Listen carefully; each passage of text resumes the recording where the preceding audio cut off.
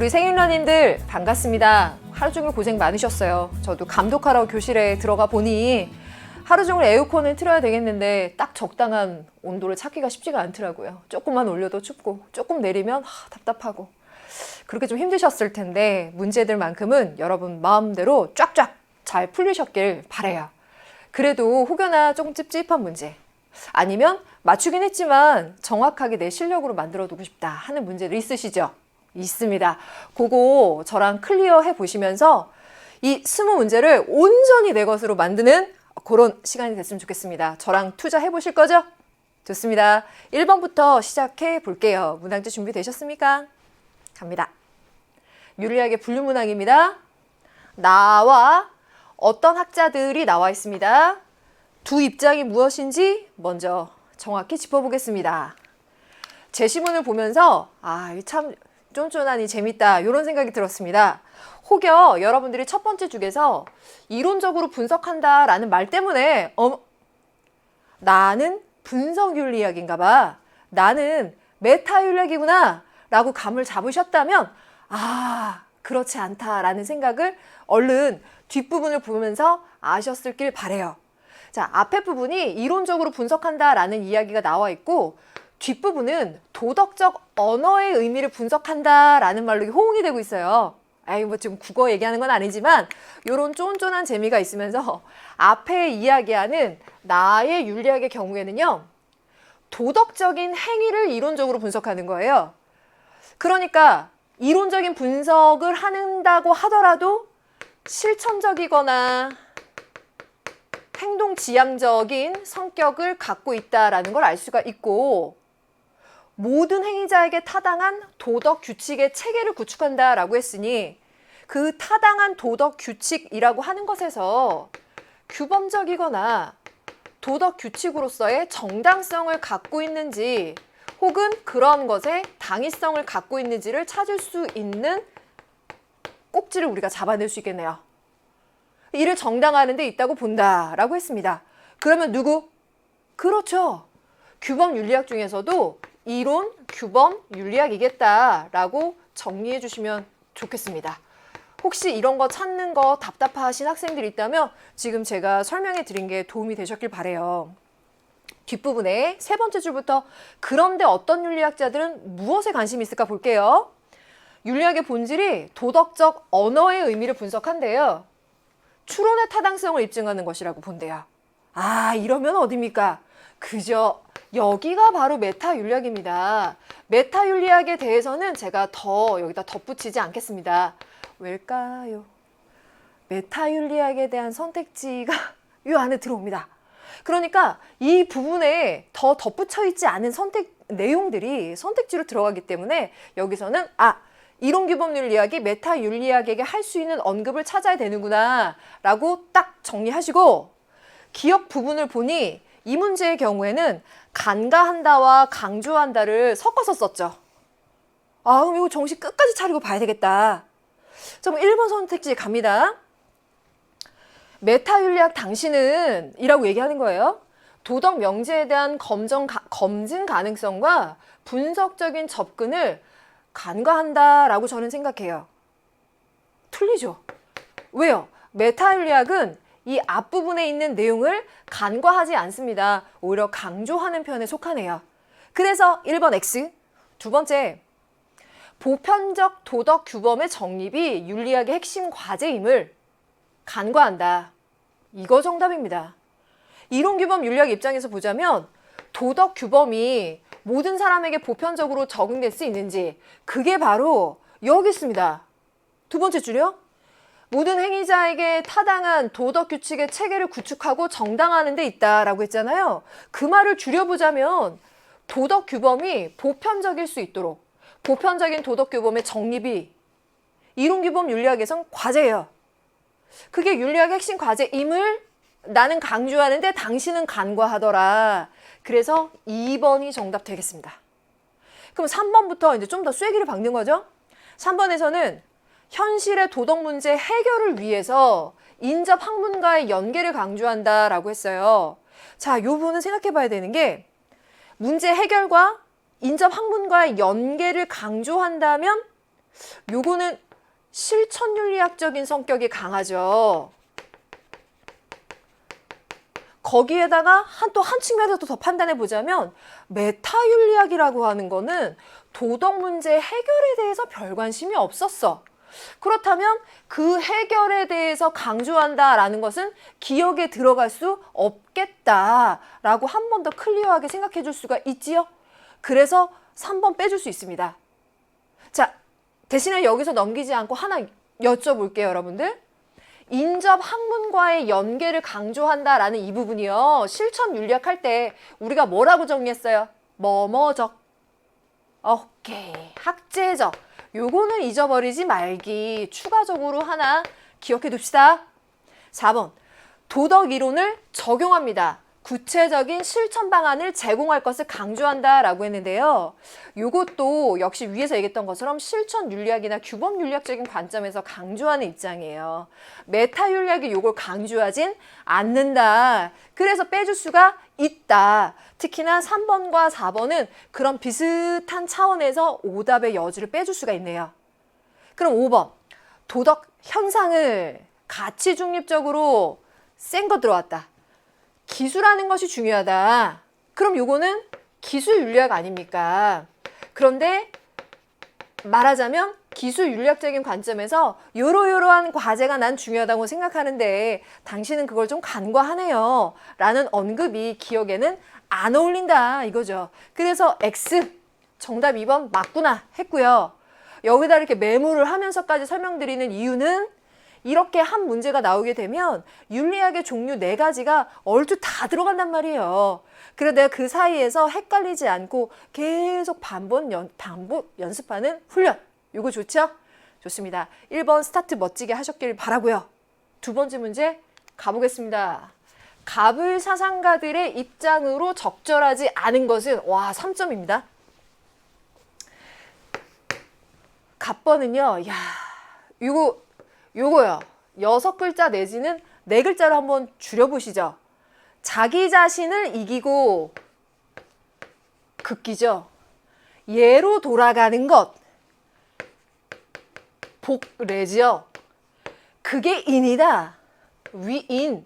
아하, 이거 처음부터 유교겠구나 라고 생각하셨겠지만 그래도 꼭 한 번씩 복습하시고요.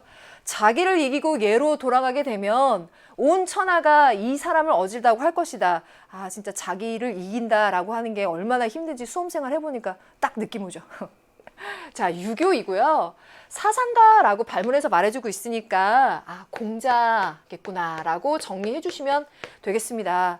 만약에 이마저도 어렵다. 선생님 저는 희한하게 동양 사상이 너무 어렵습니다. 라고 하신다면 갑번에서 강조하고 있는 인과 예에 대한 지향점, 인과 예를 해야 된다라고 보고 있다라는 포인트를 내가 잡았나 그걸 생각해 보세요. 그래서 인과 예에 대한 지향점은 유교가 강조하는 것이다 라고 이렇게 크게는 감을 잡아주시면 돼요.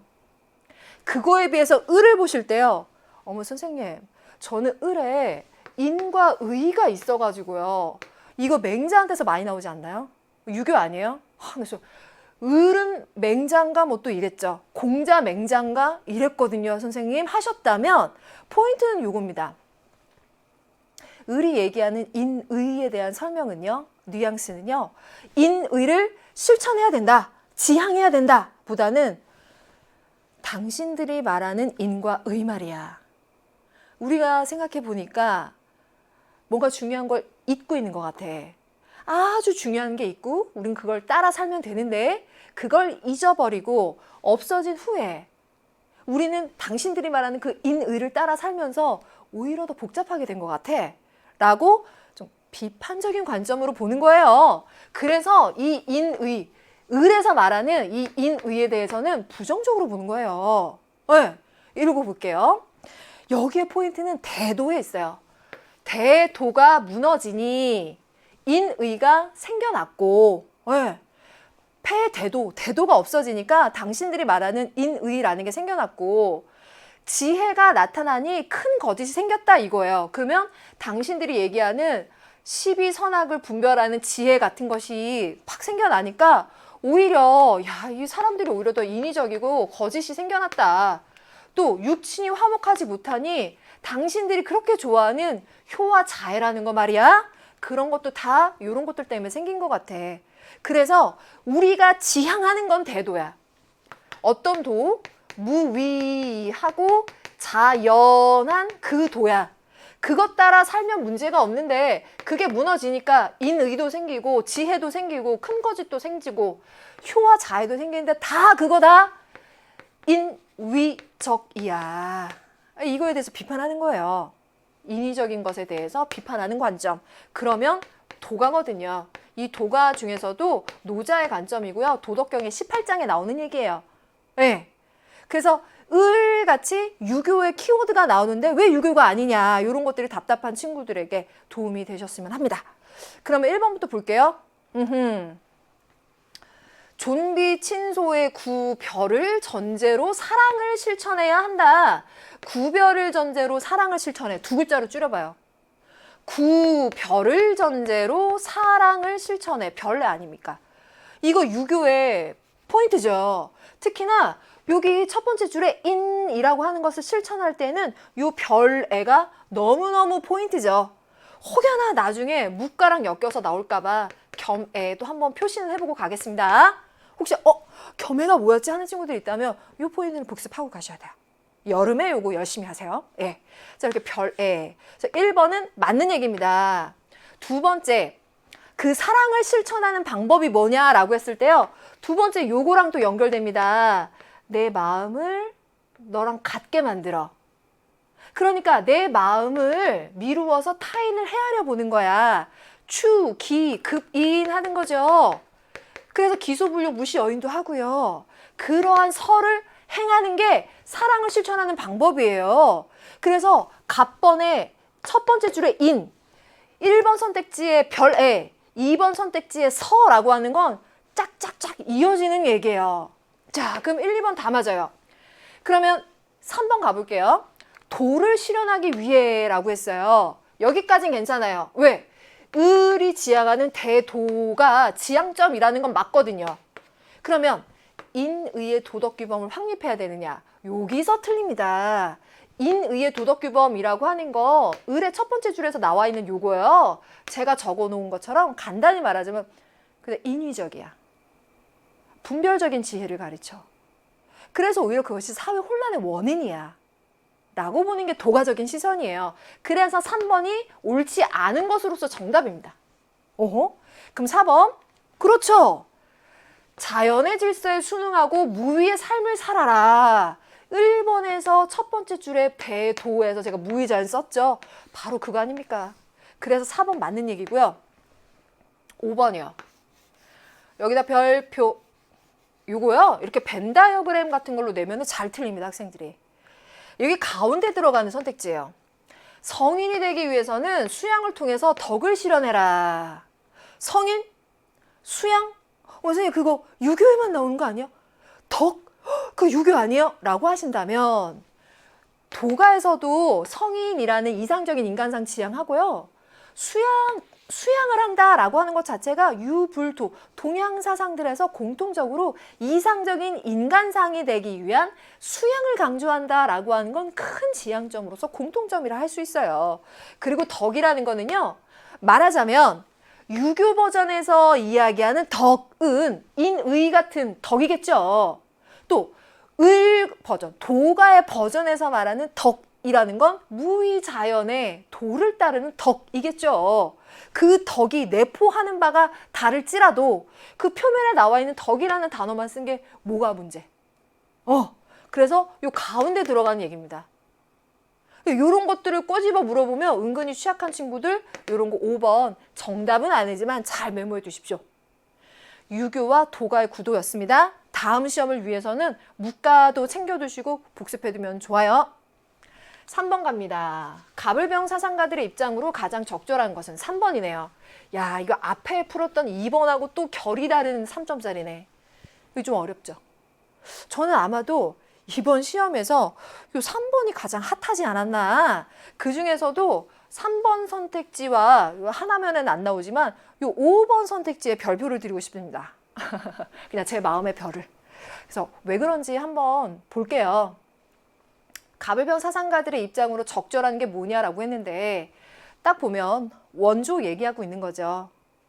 가백에서 절대 잊지 말아야 되는 포인트는 빈곤으로 고통받는 사람에게 자신의 소유물을 자발적으로 나누어 줬을 때 도덕적이다라는 거예요. 이 말은 내가 내 자유로운 선택에 의해서 자선에 의해서 주는 것은 도덕적인 일이지. 하지만 자선이 아닌 국가의 개입에 의한 것, 강제에 의한 것은 내 배타적인 소유권을 침해하는 거야. 이 입장입니다. 누구? 그렇죠. 노직입니다. 그럼 여러분들 여기서 제가 1번 선택지 먼저 바로 직진해도 되겠죠? 네. 1번 선택지에서요. 지금 이 부분이요. 자발적으로 나누는 것이 도덕적이다라는 이 말에서 1번 선택지에 도덕적 의무, 이거 아니죠. 의무 아닙니다. 자발적으로 줬을 때 도덕적이다라고 한 것이지 약소국가에 대한 원조가 도덕적 의무냐 절대 아니고요. 최자선이다라고 할 수 있는 거죠. 최소국가라고 하는 되게 매력적인 포인트까지 들어갔지만 도덕적 의무라는 이 포인트에서 우리는 뒤도 돌아보지 말고 X 좋아요. 그럼 노직은 딱 이렇게 한 포인트 나왔어요. 그럼 이제 을로 가야 되겠습니다. 고통을 덜어줘야 되는 궁극적인 이유는 고통이 그 자체로 바람직하지 않기 때문이야. 쾌락은 선이고 고통은 악이야. 이러한 쾌락주의적이고 공리주의적인 명제를 따르고 있는 싱어의 입장이죠. 거기에다가 이익평등 고려의 원칙에 따라서 빈곤으로 고통받는 사람들에게 원조를 해야 해. 공리주의라는 거 알 수가 있어요. 그 이익평등 고려의 원칙에 공리주의라는 말 지금 나온 김에 문제 풀 때 이거 엄청 도움되지 않아요? 비용 대비 혜택이라는 단어 살포시 한번 메모해 놓고 갈까요? 이거 절대 손해보지 않아요. 이 단어 써놓는 거 꼭 메모해 놓으세요. 네, 싱어까지 했어요. 그럼 이제 2번 선택지 한번 직진해도 될까요? 원조를 행할 때 자신에게 미칠 손해를 계산할 필요는 없다. 왜 없겠어요? 해야 돼요. 말하자면 내가 과도한 희생을 하지 않는 범위 내에서 이 원조가 이루어지라는 거예요. 나에게 그러한 능력이 있는 경우에 원조를 하라는 거거든요. 그렇지 않은데도 나에게 미칠 손해를 전혀 계산하지 않고 이 원조를 의무로서 해라 라고 하는 건 아니에요. 그럼 지금 쓴 말이요. 비용 대비 혜택 분석에서 보자면은요. 자신에게 미칠 손해, 이익을 생각해 보는 게 비용의 부분일 거예요. 그리고 내가 이 원조를 했을 때 그 혜택을 받는 사람의 혜택이 얼마나 커질까를 고려해 보는 거예요. 그래서 이 사이에서 이렇게 돼야 되겠죠. 왜? 그러니까 손해를 계산해 볼 필요가 있죠. 이 부분 X입니다. 그래서 2번도 빼줄 수가 있어요. 여기까지 잘하셨어요? 그럼 병번 가볼게요. 원조 목적은 고통받는 사회가 자신의 문제를 합당하게 합리적으로 관리할 수 있도록 도움으로써 결과적으로 질서 정연한 국제사회의 구성원이 되도록 하는 것이야. 주옥과 같이 우리 로이스 선생님한테 엄청 많이 봤던 거란 말이에요. 그럼 이 부분에서 3번 선지. 원조 대상을 선정할 때 빈곤의 원인에 대한 고려는 배제되어야 하냐. 이거 중요한 개념인데 이런 문장으로 그렇게 많이는 안 났어요. 이거 보니까 빈곤의 원인에 대한 고려는 배제되어야 될까? 그렇지 않죠. 빈곤한 나라다라고 할지라도 그 빈곤의 원인이 어디에 있겠는가? 그것이 뭐 비단 자연자원의 부족 때문에 그런 것인가? 아니면 정치 문화적인 결핍 때문에 그런 것인가와 같은 것을 고려해보고 정치 문화의 결핍으로 이 고통을 받고 있다면 그러한 차원의 원조가 이루어져야 된다라고 보는 것이 로이스 선생님 입장인 거죠. 그래서 배제되어야 된다라고 하는 것이 X입니다. 그래서 3번 X 해주는 게 중요합니다. 이 한 곱이 넘기셨나요? 그렇다면 저는 이 3번과 함께 이 한 화면을 보였다면 야 5번 선택지가 굉장히 중요한데요. 자, 이렇게 한번 가볼게요. 5번에서 빈곤으로 고통에 처한 국가를 원조할 필요가 없는 경우가 있다라고 했어요. 그리고 을병이에요. 그 순간 뭐야? 갑번은 자선이고 을병번은 의무라 그랬잖아. 근데 고통에 처한 국가를 원조할 필요가 없는 경우가 있어? 그럴 수가 있어? 라고 생각하고 혹시 여기에 분노하셨다면 네, 그럴 경우가 있네요. 뭔지 한번 쪼개볼게요. 을의 경우에는요. 제가 지금 여기 쓴 것처럼 비용 대비 혜택 분석해봤어요. 근데 이 원조에 들어가는데 과도한 희생이 요구된다거나 그 혜택이 클 것으로 분석되지가 않아요. 그러면 원조를 하지 않는 것이 더 옳다라고 판단되는 경우가 있겠죠. 그래서 고통에 처한 국가를 원조할 필요가 없는 경우도 발생할 수 있겠습니다. 그래서 이 혜택 분석을 해봐줘야 되겠어요. 간략히 이렇게만 한번 적어볼게요. 그럼 이제 병의 경우를 한번 보겠습니다. 요거는 조금 딥하게 들어가서 설명을 좀 덧붙여 드려볼게요. 들으셔만 하도 괜찮습니다. 롤스가 만민법에서 국제사회를 5가지로 분류를 하는데 자유주의적인 사회와 비자유주의적이지만 적정 수준의 사회, 그리고 무법국가, 그리고 불리한 여건의 사회, 그리고 자해적인 절대주의 체제, 이렇게 5가지로 분류를 하죠. 이 중에서 무법국가에 해당되는 나라들, 말하자면 자신들의 고통, 자신들의 어려움의 문제를 타국에 대해서 무력이나 위협적인 방법으로 해결하려고 하는 나라들. 말하자면 여러분들 팽창적이지 않은 국가, 이거 우리 공부했던 거 기억나요? 그렇죠. 빈곤으로 고통에 처했지만 그 나라가 타국에 대해서 팽창적이거나 공격적이지 않은 나라여야 만민법에 의해서 우린 도와줄 수가 있거든요.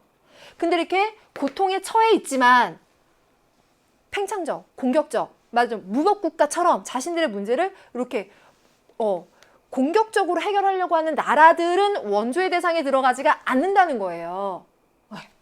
그러고 보면 병번의 입장에서는 팽창적이지 않은 사회여야 한다라고 했었던 우리 그 개념을 동원해서도 볼 수가 있겠고요.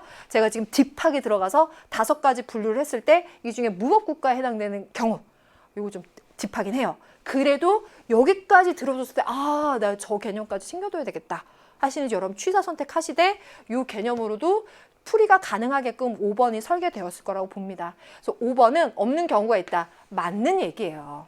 네. 괜찮으신가요?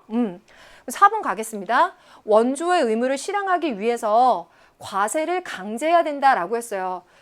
이 말을 누가 싫어하겠습니까? 그렇죠. 갑이 절대 싫어하죠. 과세를 강제하면 나의 배타적인 소유권에 대해서 침해하는 거니까 갑의 경우는 싫어하죠. 내가 자발적으로 하면 아름다운 거지만. 그렇죠? 그래서 이 문제는요. 1, 2, 3, 4번을 다 해치고 가서 5번이 정답인 것을 찾아내야 되는 저는 이게 가장 핫한 문제였다고 봅니다.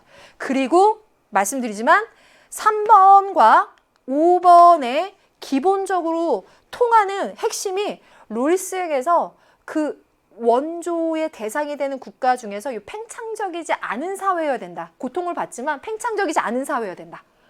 이 원인을 분석하거나 어떠한 국가인 거냐라고 하는 거에 대해서 챙겨두시기.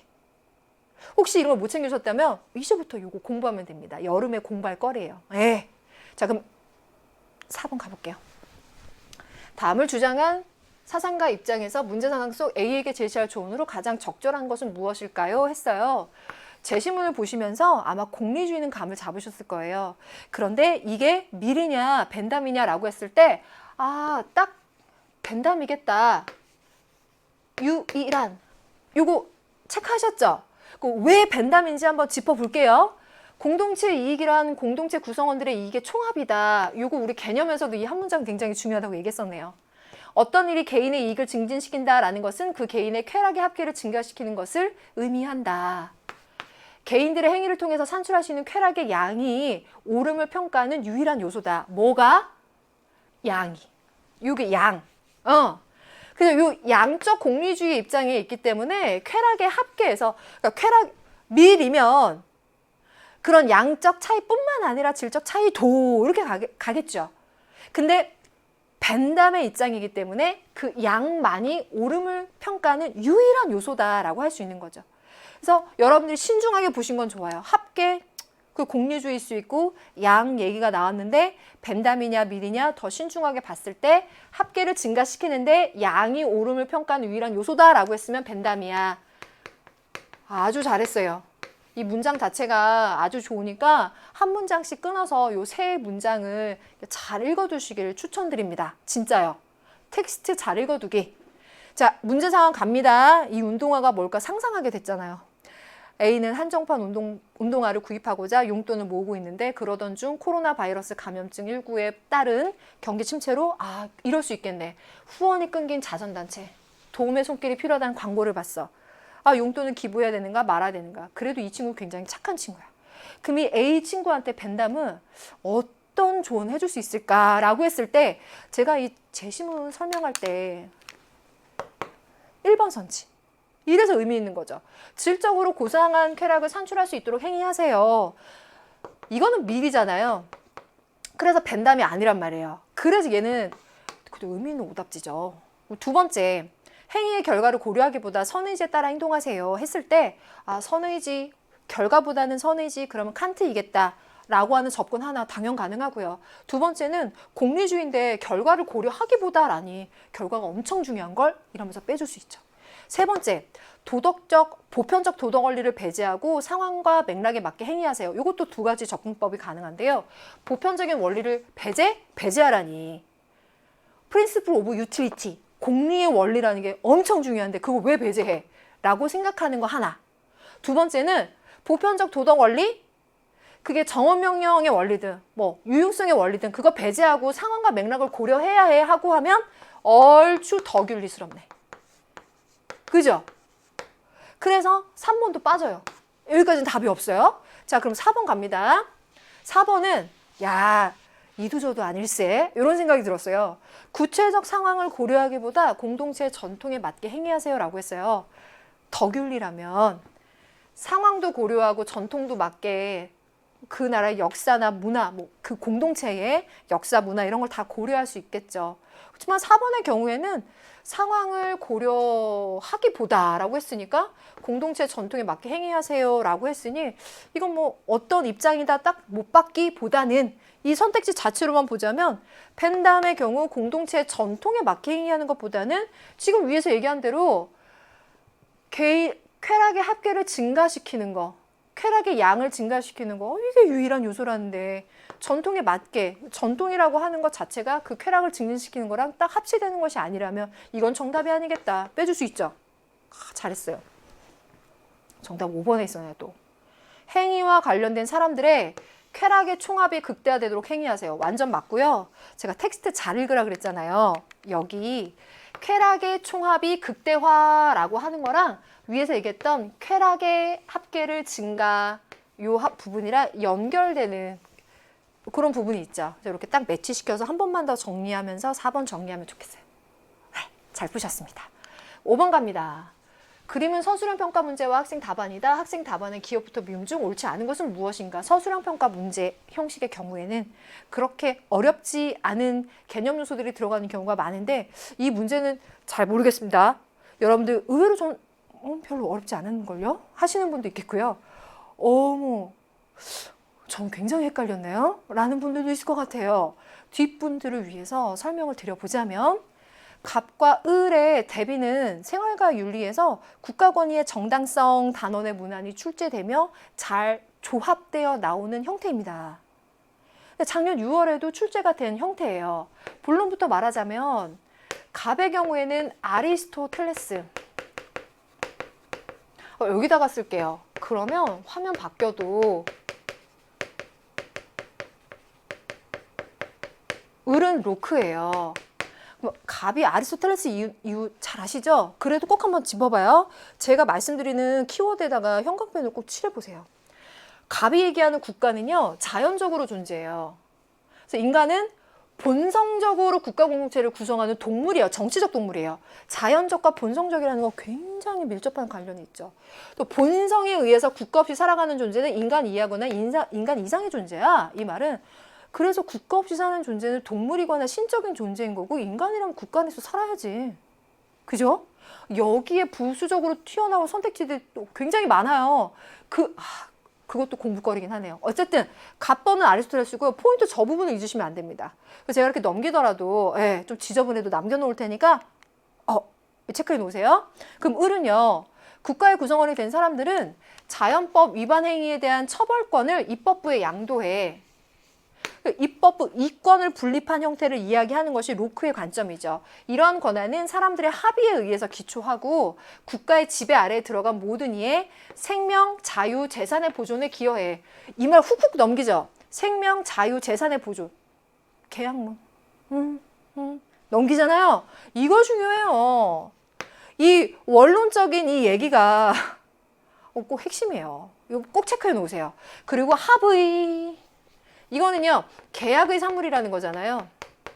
네. 그러니까 아리스토텔레스가 갖고 있었던 목적론적 세계관에 의한 국가 권위의 정당성과 그 시민들의 의무에 대한 설득이 서구사에서 꽤 오래 갔단 말이에요. 근데 근대쯤 오면서 과학이 발달하고 새로운 철학적인 움직임이 있으면서 그런 아리스토텔레스적인 목적론적 세계관의 설득력을 잃었어요. 국가라고 하는 것에 대해서 시민들이 자신들의 필요에 의해서 자발적으로 합의에 의해서 만들어낸 게 국가야 라는 새로운 관점을 갖게 된 거예요. 이 둘의 조합은 그런 의미에서 굉장히 의미 있는 거예요. 자, 그럼 이 상태에서요, 지저분해도 뒤로 한번 넘겨볼게요.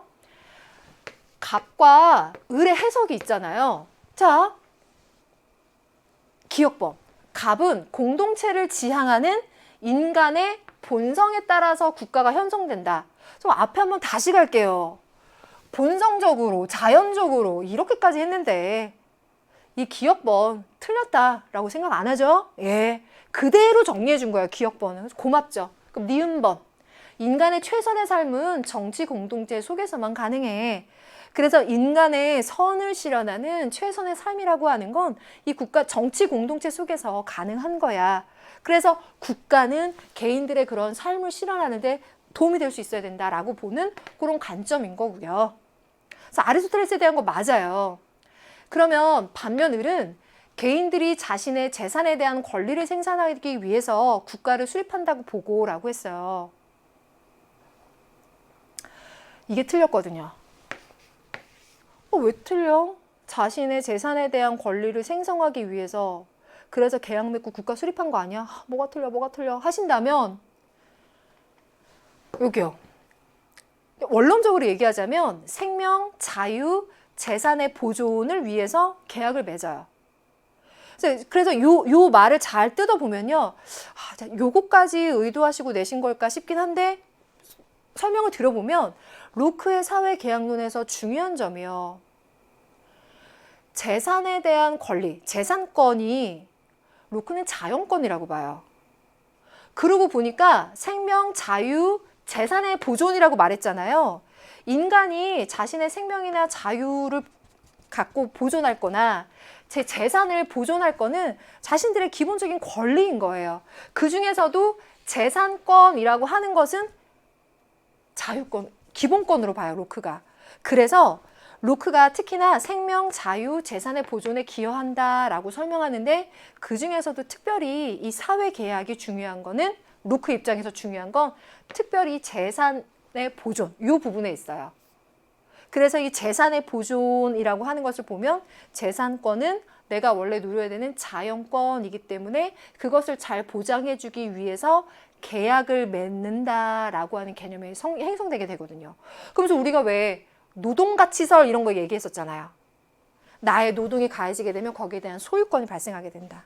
그런 점에서 한 번 더 두고 보면 개인들이 자신의 재산에 대한 권리를 생성한다? 이건 맞지가 않는 거예요. 재산에 대한 권리는 나의 자연권이에요. 생성하는 게 아니라 나한테 원래 있는 나의 권리란 말이에요. 생성하는 게 아니에요. 그래서 지급번이 틀린 거예요. 여기까지 들어가는 것을 의도로 하신 것인지 모르겠으나 이 설명까지 들으면 좀 더 도움이 될 것 같아서 한번 짚어드렸고요. 리을번, 시민은 자신의 안전을 위협하는 정부에 대해서 저항할 권리가 있다고 본다. 그렇죠.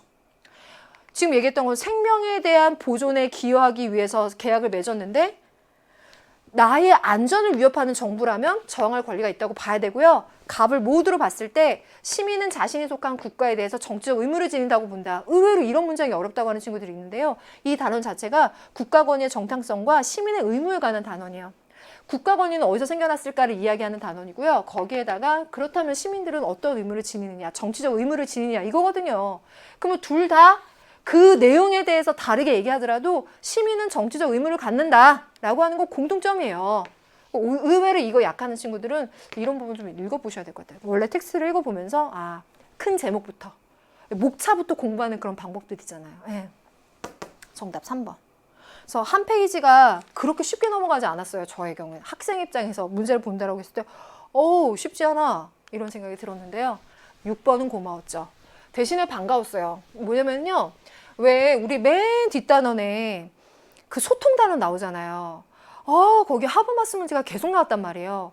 하버마스 말고 다른 문제 없나? 원유, 공자 뭐 이런 거 생각했었는데 이렇게 나오니까 또 괜찮네요. 쉽지만 실수도 하지 말고 꼭 풀어야 되는 고마 문제. 6.25 전쟁과 분단은 남북 간 적대적인 경쟁 체제를 형성했을 뿐만 아니라 우리 일상생활에서 이념 대립의 형태로 갈등을 야기하는 요소로 작용하고 있고, 한국 사회는 분단 상황 속에서 이념과 가치를 중심으로 이분법적인 대립 구조가 형성되어서 다양한 의견을 나눌 수 있는 대화와 타협의 지형이 제대로 형성되지 못했다. 이러한 이분법적이고 극단적으로 이루어지는 이념 대립은 소모적이야. 사회 발전을 방해할 수 있어. 그러면 어떻게 해야 돼? 이 이분법적인 소모적인 분쟁을 극복해야 되겠죠. 그러면 어떻게 해야 될까라고 했을 때 보세요. 상대방의 견해와 입장을 존중하고 합리적인 의견은 수용해야 된다. 합리요. 그래야 이분법적인 그런 분쟁을 넘어설 수 있겠죠. 두 번째, 아이고야. 자신의 이념에만 근거해서 판단해야 된다. 내 생각만 맞아요. 너 생각은 틀려요. 그러면 이분법이 더 심해지겠죠. 갈등의 골은 더 깊어질 거예요. 그러면 옳지 않은 것은 2번입니다. 그럼 3번. 상호 건전한 대화와 타협을 통해서 극단적인 대립을 해소하자. 이게 이분법적인 대립을 해소하자는 딱 그 얘기네요. 사회 통합을 위해 상호 소통하는 동반자 관계를 형성하자. 그럼요. 또 이분법적인 구도에서 벗어나 적대시하지 말자. 제시문에 했었던 논의와 표현들을 그대로 좀 녹여내면서 기억번에 들어갈 적절한 선택지들이 구성이 됐고 2번이 옳지 않은 거다라고 하는 건 좀 잘 드러났죠. 좋습니다. 그 마지막 단원에서 나왔을 걸로 저는 분석했어요. 잘 봐주셨죠. 7번 갈게요. 가불병 사상가들의 입장을 나그림으로 탐구합니다. 나그림은 이렇게 순서도입니다. 여기에서 적절한 질문만 골라봐라 라고 했어요. 가불병이 누구이냐는 우리 입장에선 그렇게 어렵지는 않을 거예요. 그래도 중요한 단서는 잡고 갑니다. 갑번. 정의로운 분배는 각자의 필요에 따라 이루어지는 것이다. 능력에 따라 일하고 필요에 따라 분배한다. 누구? 그렇죠. 마르크스죠. 오랜만에 나왔나요? 작년에 평가원에서도 나왔어요. 그쵸? 그 사인들이 여기 많이 녹아있네요. 개인의 타고난 능력은 불평등해. 생산 능력을 타고난 특권으로 승인하는 건 부당해. 자본주의가 가져온 이 불평등은 부당해. 그것을 공산사회에서 극복하자. 그러려면 필요에 따른 분배. 그러니까 가야 되겠죠? 1번. 정의 원리에 따르면 과거의 상황은 사물에 대한 응분의 자격을 창조해. 취득, 이전, 교정의 원리에 근거해서 이게 이 사람에게서의 정의 원칙이겠죠. 그거의 것이 되었다면 정당한 거야. 이거 누구예요? 그럼요. 노직이죠. 근데 이거 완전 중요해요. 과거의 상황은 사물에 대한 응분의 자격을 창조한다. 이게 역사성의 원리 얘기하는 거죠. 이 역사성의 원리에 근거하자면요. 그가 취득, 이전하는 과정에서 문제가 없었다면 그의 배타적인 권리를 인정해 주는 거예요. 그러다 보니까 무엇에 따라 분배할지에 대해서 정형화해야 될까요? 비정형화해야 될까요? 그럼요. 비정형화해야 돼요. 이거 완전 중요해요. 노직한테 이 두 가지는 절대 잊지 마세요. 그렇다고 키워드만 외우지 마세요. 이 문장과 함께 녹여내세요. 꼭요. 그럼 병문 갑니다. 정의로운 분배는 모든 사람에게 이익이 되도록 이루어져야 돼. 이거 완전 중요한 얘기죠. 상호이익. 모든 사람에게 이익. 동시에 권한을 갖는 직위, 명령을 내릴 수 있는 직책은 누구에게나 접근 가능한 것이어야 돼. 롤스죠. 롤스의 이 첫 문장도 내가 이해하고 있는지 논리적으로 꼭 따져보세요. 일단 선택지로 가볼게요. 기억 A. 계급 간의 협력을 통해서 필요에 따른 분배를 실현해야 되는가? 필요에 따른 분배라 그랬어. 계급? 마르크스 맞아. 그 다음은 아니지. 라고 하는 순간, 여기 동그라미 치는 순간, 이 문제 틀려요. 기억번호 X예요. 왜? 자, 봐요. 부르주아와 프롤레타리아 계급 얘기하는 것도 맞고요. 필요에 따른 분배 얘기하는 것도 맞아요. 근데 필요에 따른 분배 실현하는 거, 그 공산사회로 진입하는 거예요. 이거 뭘로 실현하는 거예요? 그 방법이 뭐예요? 그쵸. 프롤레타리아가 단합하고 혁명해야 돼요. 계급 간의 협력이라고 하는 거 완전 틀려요. 혁명이에요, 혁명. 혁명적인 투쟁론 아닙니까? 야, 요 협력이라고 하는 이 부분을 딱 끊어주셔야 돼요. 그래서 마르크스한테서 공산사회로 진입하게 되는 이 방법론이 이 투쟁적인 혁명론을 이야기하는 것이기 때문에 계급 간의 협력, 뭐 조화, 뭐 자본가의 어떤 도움, 교육, 종교 이런 거 얘기하는 사람들 공상적이야. 공상적 사회주의자들 얘기하는 거잖아요. 그에 비해서 나는 과학적인 이론과 방법들을 소개하는 과학적 사회주의 이거 아니에요. 그래서 여기서 틀린 거예요. 여러분들 기업번을 빼주는 게 일단 킬포예요. 그럼 니은번 갑니다. 개인은 정당하게 취득한 재산에 대해서 소유권리 가지는가. 자, 여기도 저 별표 쳤습니다. 여러분 어때요? 정당하게 취득한 재산에 대한 소유권리, 소유권으로서의 권리. 아, 노직이구나. 노직 맞구나. 롤씨는 X지. 니은번 맞구나. 이러는 순간 또 틀려요. 왜요? 자, 이걸 한번 잘 생각해 보세요. 내가 정당하게 취득했어요. 열심히 일해서 급여 받았어요. 정당하게 취득했어요. 그 급여에 대한 나는 소유 권리를 지니나요? 노직 선생님한테 물어보면 취득. 문제 없었다면 왜? 문제 없어요. 소유 권리 가지십니다. 그럼 제가 이거에 대해서 롤 선생님한테 물어보면 뭐가 문제된다고 할까요? 제가 정당하게 노동해서 취득했어요. 그럼 그것에 대해서 소유 권리 저한테 있나요? 거기에 대해서 롤 선생님 부정할까요? 아니죠. 부정 안 해요. 여기는요. 둘 다 예스죠. 둘 다 예스인데 예와 아니오로 나뉘었기 때문에 니은번 빼주는 것도 요거 킬포입니다. 네. 그래서 혹여나 선생님 저 분배적 정의 열심히 한다고 했는데 뭐 소유 권리 취득 이점 선생님 여기 취득 소유권 이거 노직이잖아요 라고 한다면 노직에서 주로 이야기되는 표현이고 단어이지만 그러한 완곡한 말하자면 굉장히 포괄적인 문장에 대해서 다른 사상가에게 물어봤을 때 이게 X가 되지 않을 그 포괄적인 문장들이 이렇게 나온단 말이에요. 이런 부분들이 나의 허점이라면 이번 문제는 너무 고맙죠. 이번에 틀려도 괜찮아요. 수능에서 맞추면 돼요. 대신에 이걸 꼭 기억해주고 왜 틀렸는지 알아둬야 돼. 그래서 니은번은 둘 다 예스. 그래서 빠지는 순간 답은 나오잖아요. 디귿 리을이 맞다잖아요. 그럼 한번 볼게요. 나왔죠. 정형적 원리에 따른 분배는 개인의 소유권을 침해하나요? 그럼요. 비정형적 원리를 추구하고 있는 거니까 정형적 원리에 따른다면 소유권을 침해한다는 거예요. 그래서 C에 맞다라고 해주는 거죠. 그 다음 D. 원초적 입장에서 모두의 동의로 정의 원칙이 도출됩니까? 모두의 동의 부분 나왔네요.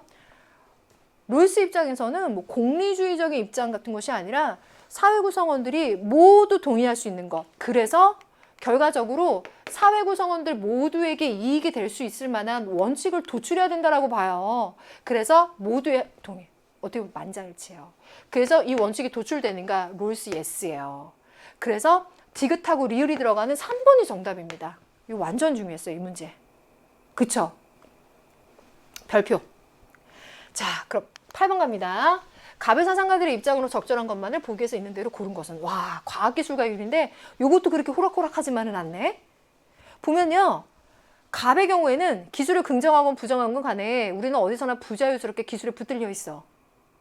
최악의 경우는 기술을 중립적인 것으로 고찰할 때야. 이 경우 우리는 무방비 상태로 기술에 내맡겨지는 거야. 그러니까 과학기술 자체를 중립적으로 보면 안 되는 거야. 과학기술 자체에 대해서 윤리적인 평가 대상으로 봐야 되는 거야. 이 얘기예요. 그래서 기억번 갑이 맞고요. 갑은 하이데거죠. 그에 비해서 을은요. 기술이란 수단일 뿐이지 그 자체는 선도 아니고 악도 아닌 거야. 이게 가치 중립적이라는 얘기죠. 기술은 그러한 기술을 실현시키는 것과는 독립해 있는 일종의 공허한 힘이며 결국엔 목적에 대한 수단인 거야. 기술은 스스로 인간에게 광기를 부릴 수 없어. 야스퍼스죠. 전 지금 이거 이름 쓰는 것보다 더 중요한 게요. 지금 을번에서 혹시 실수한 친구도 있을 거예요. 을번에서 지금 이 말하자면 가치 중립적인 것이다 라고 보는 요 포인트가 뭐냐면요. 기술 그 자체는이에요. 기술 그 자체는 이렇게 수단이지만 그걸 어떻게 적용하고 활용하느냐는 또 다르죠. 이때는 사람들한테 많은 영향을 줄 수 있고요. 이 부분에 대해서는 가치중립적으로만 보면 안 되겠죠. 그래서 1번의 이 문장 자체는 기술 자체에 대한 이야기인 거고 그 기술을 어떻게 적용하느냐는 또 다른 장이에요. 그걸 생각하면서 보면 니은을 기술의 활용은 인간의 삶에 부정적 영향을 끼칠 수 있다. 그쵸? 기술 자체는 중립적이겠지만 그걸 활용하느냐에 따라 활용을 어떻게 하느냐에 따라서 분명히 달라질 수 있거든요. 그럼 디귿번을 기술은 인간과 사회를 지배하려는 본질적 속성을 지닌다. 주어가 기술은이에요. 기술 자체는. 그렇다면 기술 자체는 선도 악도 아니고 일종의 공허한 힘이라 그랬잖아요. 그러니까 디귿번 X입니다. 이거 빼주는 거 관건입니다. 리을번 기술을 적용할 때 인간의 가치 판단은 배제돼야 된다라고 두 사람 함께 엮었어요. 이 벤다이어그램 공통점에 들어가는 거 이게 중요한 거죠. 이 부분에서 봐요. 포인트는 이거예요. 적용할 때 니은번에서 활용 네. 지금 이게 포인트라고 봐요. 저는 니은의 야스퍼스에게서 활용 부분에선 부정적 영향을 끼칠 수 있다고 봤죠. 그러면 리을번에 왔을 때 갑에게선 당연할 거고요. 을에게서도 기술을 적용할 때 인간의 가치 판단 배제돼야 돼? 라고 하면 아니지. 어떤 영향을 끼치는가 한번 심사숙고해야지. 더군다나 갑의 경우에 과학기술에 대해서 가치중립적으로만 보면 우리 맹목적으로 종속된다라고 맹목적으로 보면 종속되어 버릴 수 있다라고 말했는데 갑도 들어가면 안 되는 거죠. 그래서 리을번도 빠지는 거죠. 그래서 2차로는 리을 빼주는 거. 그래서 8번 정답은 1번 이렇게 골라주는 거예요. 요거는 평가문항에서 과학기술과 윤리에서 계속 출제되던 포인트인데요. 되게 당연하게 접근하고 제시문 잘 안 읽고 맥락이 뭔지 모르는지 그냥 단순하게 풀던 쉬운 문항만 생각하는 수험생들이 딱 틀릴 수 있는 구도가 아주 잘 녹아 들어가 있습니다. 그래서 가볍게 보지 마시고 꼭 한 번 더 곱씹어 보시길. 9번 갑니다. 갑을의 입장으로 아주 적절한 것은 가장 적절한 것입니다. 성과 사랑의 윤리 파트인데요. 여기에서도 그 포인트가 또 들어가 있어요. 쉬운 것 같지만 중요한 포인트가 들어가 있거든요. 갑의 경우에는 성의 진정한 가치는 종족 보존에서 찾을 수 있고 부부간의 신뢰, 사랑, 출산과 양육. 무슨 주의? 그렇죠. 보수주의. 을, 성의 진정한 가치는 사랑이 실현. 사랑이 동반된 성은 인격적인 교감을 가능하게 해. 혼인 여부 관계없어? 정당화될 수 있어. 무슨 주의? 그렇죠. 여기는 중도주의적인 관점인 거죠. 그러면 1번 갑. 성적 관계에서 쾌락의 추구가 주된 목적이 된다. 갑의 경우에는 어떻게? 종족 보존. 출산 양육이죠. X. 2번. 타인에게 해악을 주지 않는 모든 성적 관계는 허용된다. 무슨 소리? 아니죠. 부부 간의 신뢰, 종족 보존. 그래서 X. 3번. 성적 관계는 사적 영역으로 도덕 판단 대상이 아니다. 아니에요. 왜냐면요. 도덕 판단 뭐예요? 선악의 문제잖아요. 을의 입장에서 보자면 사랑이 동반된 성은 옳지만 그렇지 않다면 옳지 않다. 옳다, 옳지 않다라는 도덕 판단의 대상이에요. 4번. 상호 동의가 성적 관계를 정당화하는 충분 조건. 아니에요. 동의의 문제가 아니라 사랑의 문제예요. 그래서 X. 정답은 두 사람 다 함께 엮었을 때 서로의 인격 존중에 바탕을 둬야 된다라고 했어요. 인간에게서의 사랑과 성이라는 게 의미 있는 게 뭐예요? 인격적인 가치예요. 그렇죠? 그래서 갑에게서도 부부간의 신뢰와 사랑이라고 그랬어요. 이거 상당히 인격적인 얘기예요. 인격 존중. 또 을에게서 인격적인 교감이라는 얘기를 했잖아요. 이 두 포인트예요. 이건 5번이 정답인 걸 함축적으로 알려주고 있는 포인트예요. 그래서 5번 같은 선택지가 이 문학에서 특별히 중요합니다. 10번 갑니다. 갑을 사상가들의 입장으로 적절한 것만을 보기 위해서 있는 대로 고른 것은 무엇인가? 라고 했는데요. 삶과 죽음의 윤리에서 서양 사상가 두 사람의 입장인 거죠. 고대 서양 사상가네요. 갑은요. 죽음은 영혼이 육체의 감옥에서 분리돼서 자유로워지는 거고 영혼이 육체와 함께 있는 동안은 순수하게 인식할 수가 없어. 죽음 이후에야 우리가 간절히 바라는 지혜를 발견할 수가 있어. 플라톤이죠. 을의 경우 읽어보겠습니다. 죽음은 우리한테 아무것도 아니라는 믿음에 익숙해져야 돼. 모든 좋고 나쁨은 감각에 달려 있거든. 근데 죽으면 감각을 잃어. 이러한 삶은 불멸에 대한 갈망이 주는 고통을 제거해. 에피쿠로스. 고맙게도 각 사상가에게서 많이 알려지고 노출되어 있었던 제시문이 나왔고요. 이 제시문이 나올 수밖에 없는 이유는 가장 함축적으로 그들의 사상을 잘 갖고 있기 때문이죠. 플라톤과 에피쿠로스인데 기업본의 갑에서 인간의 영혼과 육체는 죽음과 동시에 완전히 소멸된다. 틀렸죠. 왜요? 죽음과 함께 육체라는 과목에서 영혼이 해방돼서 자유로워져서 지혜를 발견한다면서요. 그렇다면 영혼이 완전히 소멸되는 건 아니죠. 자신 있나요? 좋아요. 기억 빼고 가요. 그러면 두 선택지로 압축됐어요. 니은이 킬포예요. 을 갑니다. 현세의 도덕적인 삶은 내세에서의 행복한 삶을 보장해준다. 야, 어떤 사람이 이거 안 된다고 하겠어. 도덕적으로 살으라는데 맞겠지라고 하는 순간 틀려요. X예요. 왜? 죽음 이후는 원자 해체, 개별 원자로 돌아가기 때문에 아무것도 아니다, 감각할 수 없다라고 하는 이 을의 기본적인 입장에게 굉장히 잘 나오는 게 내세, 죽은 이후의 세계, 이런 것들이 나오는 거죠. 그러니까 지금 여기 봐요. 을이 얘기하는 이러한 알며, 이 전체 맥락에서 을이 갖고 있는 이러한 암.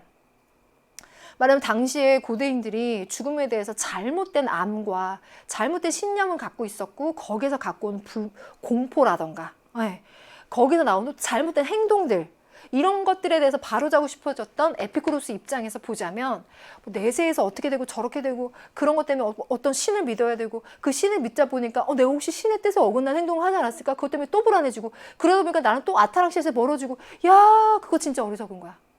이걸 알려주는 거잖아요. 그러니까 내세에서의 행복한 삶이라고 하는 것이 에피쿠로스한테 의미가 없어요. 아무것도 아니거든요, 죽음은요.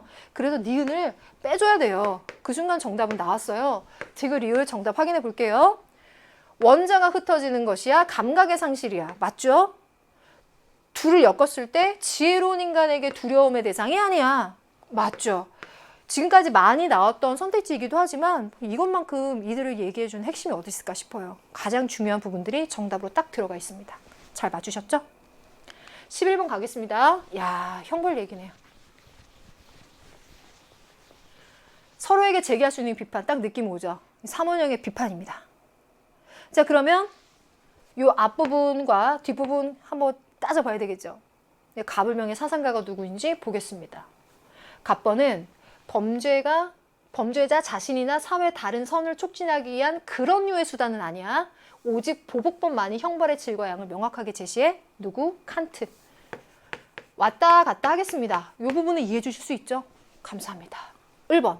사형은 범죄자가 사회의 이익을 침해하는 것을 막지 못함을 입증할 뿐이야. 강제노동의 고통으로 일생에 걸쳐 분산되는 형벌이 사형보다 더 강력한 본보기가 돼. 베카리아예요. 잘 아시죠? 그럼 여기서요. 사형은 1절 아무 효과 없습니다. 이 뜻인가요? 아니라는 거 아시죠? 베카리아. 여기 선택지에 나왔고 기출된 선택지이기도 하고 제가 풀면서 강조 한번 또 드릴게요. 5번. 사형은 사회계약을 어기고 국가의 적이 된 사람이 죽음에 의해 국가로부터 분리되는 거야. 공공의 적으로서 죽는다. 루소죠. 일반 의지에 복종하기를 거부하는 자는 복종을 강제당해야 돼. 일반 의지 나왔습니다. 누구? 루소. 오케이. 그러면 각각에게서 비판을 할 때 정확하게 오답을 판단할 수 있는 그래도 더 확실한 포인트를 더 강조해서 설명해 드리겠습니다. 1번 A. 칸트가 베카리아에게 사형은 범죄 예방과 질서 유지를 위한 수단적 형벌임을 간과한다라고 했는데요. 기본적으로 칸트의 입장에서 사형이라고 하는 것은 지금 얘기했던 것처럼 인과적인 자신의 잘못에 따른 응보적인 관점인 거죠. 그것만이 정의를 실현하는 것인 거예요. 그래서 여기에 동의 보복법적인 방법으로 형벌을 내리는 거죠. 그러니까 재심으로 얘기했던 것처럼 범죄자 자신, 사회 다른 선, 말하자면 그런 사회 다른 선이라고 하는 것이 뭐 범죄를 예방한다, 질서를 유지한다, 이런 류의 선을 위한 수단적인 형벌임이라고 칸트가 생각할까요? 그렇지 않아요. 그래서 칸트가 갖고 있는 형벌에 대한 기본 입장으로 맞지 않으므로 칸트에게서 나갈 수 있는 언급이 아니고요. 또 하나 짚어보면 베카리아 입장에서는 범죄 예방이나 질서 유지는 범죄 형벌에서 굉장히 중요한 의미를 갖죠. 그러니까 1번은 이렇게 저렇게 따져봐도 A의 구도에 맞지 않습니다. 2번 갑니다. 반대로 베카리아가 칸트에게 주네요. 사형은 범죄 억제력이 전혀 없는 잔혹한 형벌일 뿐임. 근데 왜 당신은 사형을 그렇게 강조함? 이라고 말할까요? X죠. 왜요? 사형에 대해서 베카리아가 비판적이긴 하나 그 이유가 범죄 억제력이 전혀 없기 때문이냐? 그건 아닙니다. 이걸 말하자면요. 형벌에 대해서 이야기할 때 그 중에서도 사형에 대해서 얘기해 보자면요. 베카리아가 강조하는 게 형벌의 효과에서 강도와 지속성 중에 어떤 게 더 중요합니까? 지속성이죠. 그러면 사형이라고 하는 것은 지속성의 측면에서는 효과가 떨어지는 거예요. 그럼 그 지속성의 측면에서 효과가 더 높은 게 뭐예요? 종신 노역형인 거죠. 그러니까 얘가 형벌이 높은 거예요. 제가 X라고 했어요. 화살표 밑에 이렇게 했어요. 그죠? 화살표가 밑으로 내려갔다는 건 효과가 떨어진다. 종신 노역형에 비해서 그런 지속적인 효과가 떨어진다라는 얘기인 거지 효과가 전혀 없다. 범죄 억제력이 전혀 없다라는 뜻이 아니거든요. 그러니까 베카리아에게서 칸트로 갈 내용이 아니란 말이에요. 그래서 혹시 이 부분을 맞다라고 생각한 친구들은 아니라는 거 체크해 주시고요. 제가 총평에서도 얘기했지만 최근에 기출된 것 중에 학생들 오답률이 굉장히 높았어. 근데 올해 수업을 해봐도 학생들 올해 또 틀리더라고. 그러면 기출문제를 안 풀어봤거나 아니면 풀어봤지만 여전히 한 번에 딱 들어오기에는 어려운 내용들인 거라는 거예요. 매력적인 포인트라는 거죠. 그게 적용된 게 요거예요. 그런 것들이 몇 포인트가 이번 문항들에 있는데 이게 요 포인트고요. 22학년도 6월 19번 문제, 3번 선택지. 그걸 한번 보시면 또 복습이 되실 거예요. 약속. 예. 자, 그럼 3번 갑니다. C와 E예요. 형벌의 정당성은 시민의 동의에서 비롯된 것임. 그러니까 그것을 간과 함. 간과 함까지 가면요. C가 안 맞네요. 왜요? 베카리의 경우에도 계약론적인 관점에서 이야기를 하기 때문에 비롯된 것임을 간과하지는 않으니까 C와 E를 함께 엮은 거니까 이거 빼줘야 되겠죠. 역시 3원형 비판 문제에서 1, 2, 3번쯤에 정답이 나오면 참 좋을 텐데 끝까지 가야 돼요, 이거는. 그쵸? 자, 이걸 각오하고 문제 푸는 거죠. 자, 4번 D 갑니다.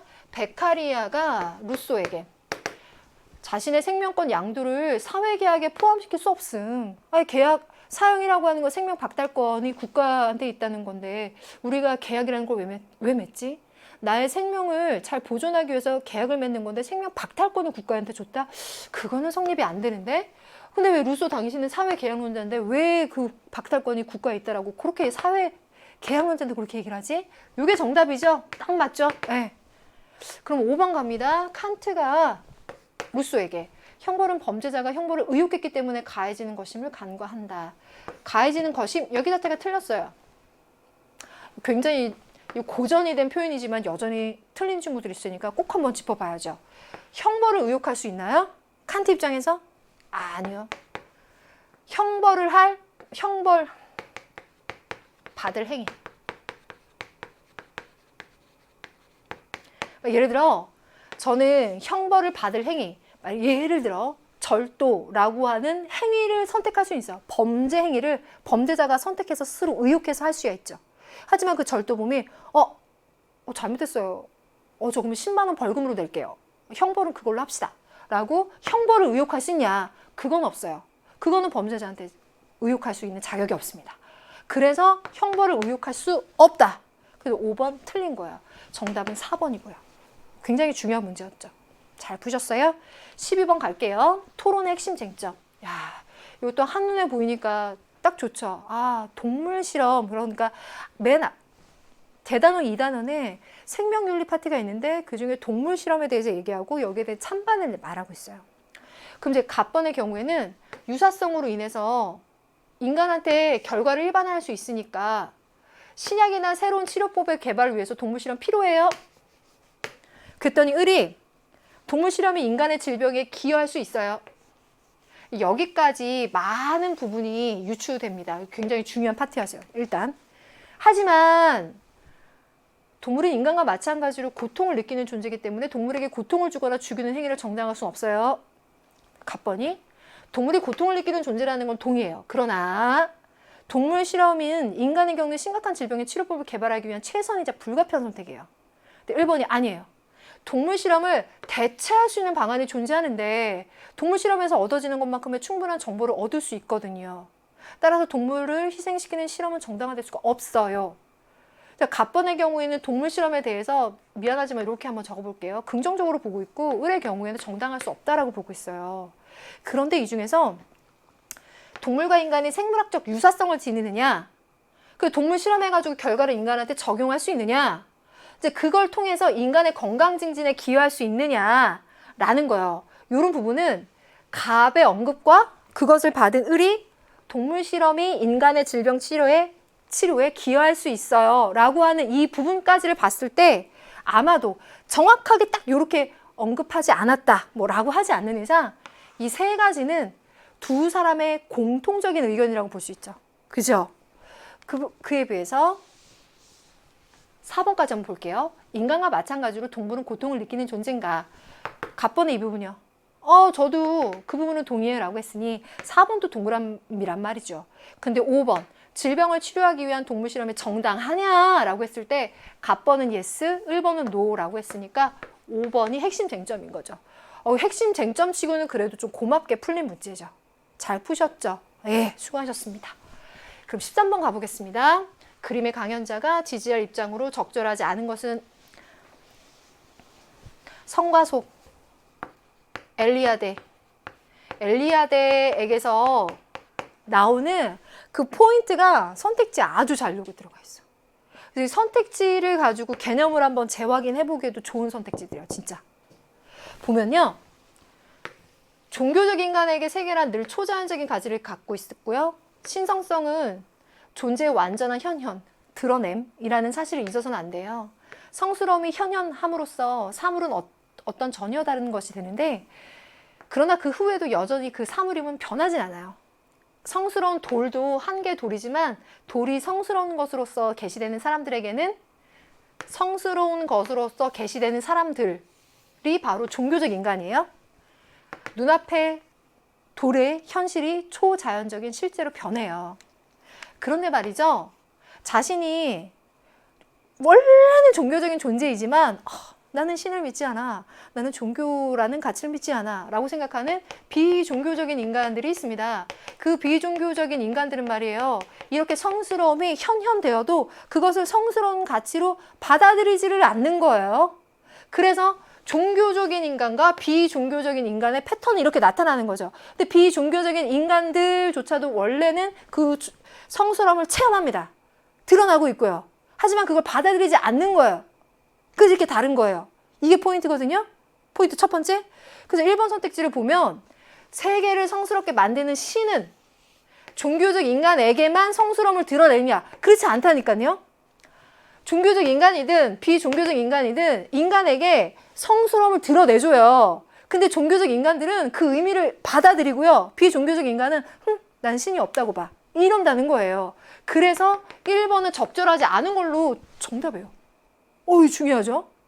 그럼 나머지가 정답인데 2번 신, 이 성스러운 존재는요. 자연적인 대상을 통해서 성스러움을 다양한 양태로 드러내는 거예요. 그래서 여기 나왔던 하나의 돌이지만 이 돌에 성스러움을 드러내줘서 그냥 돌이라는 사물이 성스러움을 드러내는 하나의 존재가 되게끔 해주는 거예요.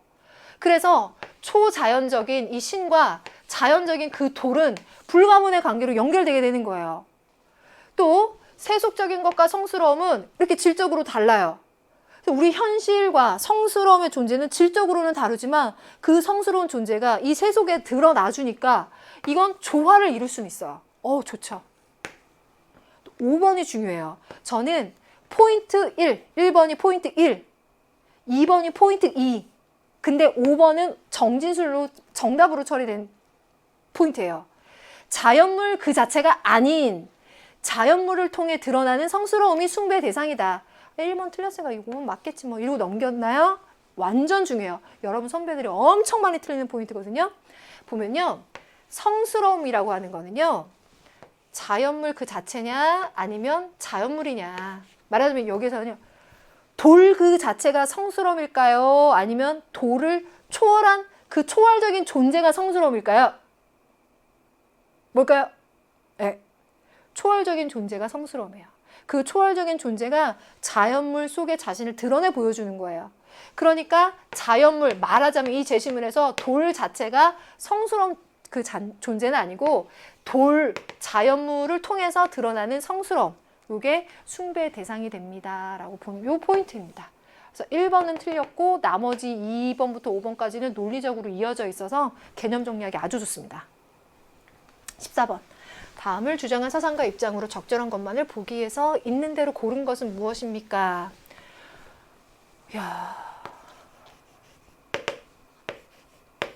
로이스인 거 잘 아실 텐데 법에 분명히 반한다라고 했으니까 위법행위예요. 법의 충실성과 민주체제의 기본적인 정치적 원리들을 호소하는 거예요. 민주체제의 기본적인 정치적 원리들. 그러면 로이스 입장에서는 심의불복종할 때 이 체제를 바꿔야 돼. 체제를 뒤엎어야 돼. 체제를 변화시켜야 돼. 이게 목표가 될까요? 아니죠. 이러한 불복종은 거의 정의로운 사회에서 그 체제의 합법성을 인정하는 시민들에 의해서 생겨나는 것으로 법의 힘에 저항하지 않는다. 자, 일단 체제의 합법성에 인정하는 시민들에 의해서 일어나는 거니까 거의 정의로운 사회라는 체제를 신뢰해요. 이걸 지켜나가야 되겠어요. 그러니까 이 체제를 변화시키는 것이 시민불복종의 목적입니까? 아닙니까? 아닌 거죠. 그러면 리을번이요. 시민불복종은 정치체제 변혁을 의도하는 공개적인 행위. 정치체제 변혁. 얼마나 체제가 문제가 많으면 시민불복종을 하겠어. 체제 변혁이 목적이야. 이렇게 생각하면 안 됩니다. 리을번 일단 빼줘야 돼요. 그래서 1번과 3번 중에 골랐어야 돼요. 기본적으로. 나머지 중에 골랐으면 일단 기출이 많이 나왔고요. 개념에서부터 엄청 강조했어요. 네. 그래서 리을번은 1단계로 빼줘야 된다. 따라서 그들은 자신의 행위에 대한 법적인 처벌을 수용해야 된다. 처벌 감수죠. 롤스라는 이름 쓰지도 않겠습니다. 너무 중요한 이름이고요. 그분의 입장에서 봤을 때 니은번부터 볼게요. 시민불복종의 대상에 모든 부정의한 법이 포함되는 건 아니다. 네, 아닙니다. 왜요? 부정의한 법이 있으니까 불복종이 일어나는 거고 모든 부정의한 법이 불복종의 대상이 아닌가요? 아니에요. 왜냐면요. 이 거의 정의로운 사회라고 하는 것은 다수의 정의감에 의해서 입헌체제가 유지되고 있는 사회예요. 자, 하지만 그러한 체제에서 완벽하게 정의로운 절차나 완벽하게 정의로운 법이 있기는 힘들다고 봐요. 로이 선생님도. 그러한 다소의 불의를 갖고 있는 법이라고 할지라도 이 사회를 질서를 유지하는 데 도움이 되어 왔고 앞으로도 그럴 것이라고 예상이 된다면 우리는 그것을 지켜야 하는 의무가 존재한다라고 봐요. 따라서 이렇게 다소 불이한 법은 거의 정의로운 사회 시민으로서 반드시 지켜나가야 돼요. 그것까지 모두 어기면서 불복종한다면 어떻게 되겠어요? 엄청 혼란스러워지겠죠. 그것을 시민불복종의 방법으로 두진 않아요. 그럼 뭐가 시민불복종이냐?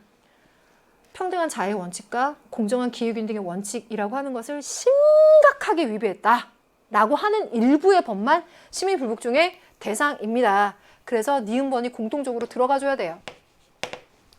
그럼 디귿번, 시민불복종은 다수의 정의감에 근거한 양심적인 신념의 표현이다. 양심 들어갔다라고 해서 기계적으로 쏘로만 생각하면 안 된다라고 말씀드렸죠? 양심적인 신념의 표현인 것이고 다수의 정의감에 근거한 것인지 생각해봐야 되고 공동선언에 의한 것인지 모두 생각해보는 신중한 표현이어야 된다라는 거예요. 디귿번 들어가줘야 돼야죠. 그럼 정답은 3번을 꼽았어야 돼. 그러려면 기억번이 틀렸다는 게 포인트죠. 시민불복종은 헌법의 근거가 되는 원칙에 위배되는 행위다라고 했는데요. 헌법의 근거가 되는 원칙이라고 한다면 만약에 여기서 보자면 디귿에서 말하는 다수의 정의감 혹은 정의의 원칙인 거예요. 그럼 시민불복종은요. 지금 말한 이 정의의 원칙 제가 얘기했죠. 평등한 자유의 원칙과 공정한 기회균 등의 원칙을 지켜나가야 되는데 이것에 심각하게 위배한 법들이 있을 때 우리의 이 정의의 원칙을 위협하고 있으니까 그것에 대해서만 시민불복종이 일어나는 거 아닙니까? 그러니까 헌법의 근거가 되는 원칙에 위배되는 것이 아니라 그 헌법의 원칙에 위배되는 것에 대해서 시민불복종을 하는 것이고요. 다시 한번 정리하자면 헌법의 근거가 되는 원칙을 더 공고히 하기 위한 정치적인 의사 표현인 것이죠. 그래서 기억번은 X인 거예요. 이렇게 빼주는 거죠. 그래서 정답은 3번인 거고요. 이것도 22학년도 6월 모평에서 16번 3번 선택지 거기 이렇게 나왔어요. 헌법의 정당성에 이의를 제기하는 정치적 행위라고 나왔어요. 그것과 한번 복습해 보시면 아주 좋을 거예요. 이게 가장 질문 많은 포인트 중에 하나야. 꼭 한번 복습해 보세요. 아주 중요해요. 자, 그러면 15번 가겠습니다. 갑의 입장에 비해서 을의 입장이 갖는 상대적인 특징을 기음, 기역부터 미음 중에서 고른 것은 무엇입니까? 갑번. 정보사회에서 개인정보를 비롯해서 자신이 원하지 않는 정보들을 어떤 이유로도 사이버 공간을 통해서 공개해야 되지 않도록 삭제를 요구할 수 있는 권리가 보장돼야 된다. 요거는요. 잊힐 권리죠. 잊힐 권리. 오케이. 반면에 1번. 정보사회에서 누구나 자유롭게 정보에 접근할 수 있어야 돼. 아니 개인정보라고 할지라도 공익을 위해서 사람들이 알아야 될 정보라면 삭제 금지를 요구할 수 있는 권리가 보장돼야 되는 거 아니야? 이건 알 권리죠. 그러면 잊힐 권리에 비해서 알 권리가 갖는 상대적 특징을 첫 번째 X축, 정보 공개로 얻는 공익보다 사생활 보호를 중시하는 정도는 낮겠죠. Y축, 알 권리 실현을 위해서 개인의 정보 공개 필요성을 강조하는 정도는 높겠죠. G축, 정보에 대한 알 권리보다 잊힐 권리를 중시하는 정도는 낮겠죠. G축이 낮아요? 어허, 그러면 리을이 정답이에요. 그래서 정답은 4번의 리을. 잘 맞추셨죠? 잘했어요. 자, 그럼 드디어 마지막 페이지 갑니다. 갑을 사상가들의 입장으로 가장 적절한 것은 최근에 나온 예술과 윤리 파트 중에서 동양사상이라면 요 조합이 가장 어려웠는데 그 포인트가 다 들어갔어. 자, 갑번 볼게요. 사악한 음악으로부터 벗어나고 감정의 표출이 바르게 되기 위해서는 선왕이 제정한 예와 음악을 배우고 익혀야 돼. 예악 사상 얘기하고 있어요. 유교겠다라는 생각을 여기서 하나 뽑아냅니다. 플러스 성정의 변화로 마음과 행동을 올바르게 할 수 있으며 마음과 행동이 올바르게 되려면 성정을 유지해야 돼? 아니면 성정을 변화해야 돼? 라고 했을 때 성정을 변화해야 돼. 그럼 이분은 성선설일까? 성악설일까? 성악설이지. 타고난 마음이 이기적이야. 그러니까 이분은 유교이기 때문에 악한 본성을 변화시켜서 사람들을 올바르게 행동할 수 있게끔 하고 싶은 거예요. 그러려면 뭔가가 필요해. 그게 뭘까? 예와 악이 필요한 거야. 이름은 누굴까? 공자 아니고 맹자 아니고 순자예요. 제 이 설명이 완전 중요해요. 왜요? 바로 한번 직진해 볼게요. 2번 선지.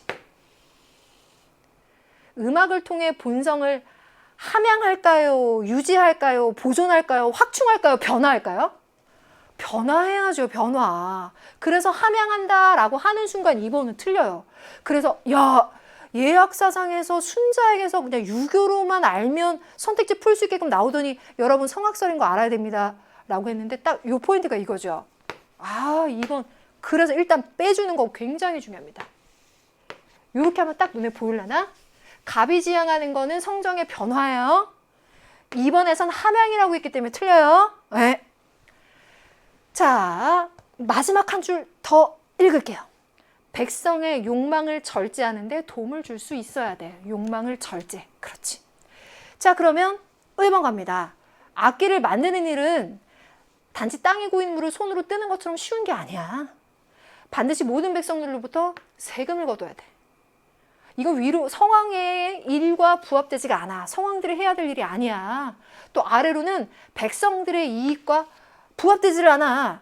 그래서 우리는 이익을 함께 나누는 교리를 지향하는데 이거 뭐 이익이 되지 않아. 음악이라는 거 이익이 되지 않아. 비악. 그러면 묵가. 아유 잘하셨어요. 자, 정리됐으니까 못 풀었던 1번 선택지 가보겠습니다. 음악은 어떤 제한도 없는 자유로운 감정의 표출이어야 된다. 선생님, 저는 이게 굉장히 저의 심성에 굉장히 도움되던데요. 하는 분도 있겠지만 이건 순전히 순자 입장에서 봐줘야 됩니다. 순자가 지금 여기서 보는 것처럼 감정의 표출을 얘기하고는 있어요. 근데 그 감정의 표출이 바르게 되려면 그냥 자유로운 감정의 표출이 아니라 감정의 표출이 바르게 되려면 제한이 없어야 되느냐? 그렇지 않아요. 예와 악에 따라야 돼요. 그죠? 그래서 1번 틀려요. 그럼 3번 을갑니다. 음악은 감정적인 즐거움을 주지 못하니까 금지돼야 돼. 이게 맞아. 라고 여러분 선배들이 많이 했죠. 평가에서도 나왔었어요. 근데 지금 또 나와도 굉장히 임팩트인 선지예요. 묵가가 음악에 대해서 비판적으로 보는 이유는요. 감정적인 즐거움을 주지 못해서가 아니라 성왕의 일과 부합하지 않고 백성들의 이익과 부합하지 않아서예요. 이익이 되지 않아서예요. 자, 악기를 만듭시다. 세금을 걷어요. 또 그 악기를 만들어요. 가죽을 뜯어서 악기를 만들어요. 연주해요. 감상해요. 여기에 생산에 관여되지 않는, 그러니까 생산적이지 않은 것들이 많이 일어난다는 거예요. 그래서 이익에 부합하지 않아요. 그래서 비판하는 거예요. 또 한 축. 그러면 묵가는 음악은 감정적 즐거움을 제공하지 못한다고 하느냐? 그렇진 않아요. 감정적으로 즐거움을 준다고 하더라도 이익이 안 돼서 문제야. 이거거든요. 그래서 3번은 확실히 빼주세요. 예. 그럼 4번. 이거죠. 음악이 주는 미적 체험보다는 백성의 이익 증진을 우선해야 되는데 그러고 보니까 음악이라고 하는 건 이익이 되지 않아. 4번이 정답이죠. 5번. 음악과 예의의 장려를 통해서 천하의 혼란을 바로잡아야 돼. 을한테 안 어울린다는 거죠. 예. 그래서 정답은 확실히 4번입니다. 예술과 윤리에서 나온 이 조합이 굉장히 오답률이 있었어요. 꽤 어려웠어요. 근데 이게 그걸 잘 담고 있으니까 잘 이해해 두시면서 문제를 풀어야 돼요. 네. 17번. 갑을병사상가들의 입장을 나그림으로 이렇게 표현합니다. 벤 다이어그램이에요. 갑병, 갑병 가는데요. 일단 갑은요.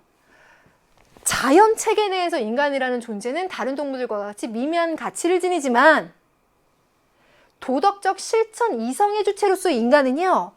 자연 안에서 물건으로서의 가치를 뛰어넘어요. 야, 칸트한테서 이 제시문 많이 안 나왔는데 기본적으로 굉장히 중요하죠. 그냥 자연의 질서 자체로만 보자면 인간이라는 건 이런 존재이겠지만 인간이 갖고 있는 이성적인 존재로서의 가치는 그거랑 또 달라. 칸트. 1번. 인간과 인간이 아닌 삶의 주체는 도덕적으로 존중받을 권리를 가져. 삶의 주체들은 고유한 가치를 가진 존재야. 다른 존재를 위한 자원처럼 대우받아서는 안 돼. 누구? 그렇죠. 레건이죠. 병번. 개인은 상호 의존적인 부분들로 이루어진 공동체 한 구성원이야. 대주윤리는 공동체 범위를 물, 식물, 동물, 포괄해서 대지를 포함하도록 확장하는 거야. 라고 말하고 있어요. 자, 이 자원처럼 대우받아서는 안 돼. 이 자원 이야기가 선택지로 이제 나올 겁니다. 가볼게요. 칸트만의 입장, 병. 자, 병은요, 레오폴드예요.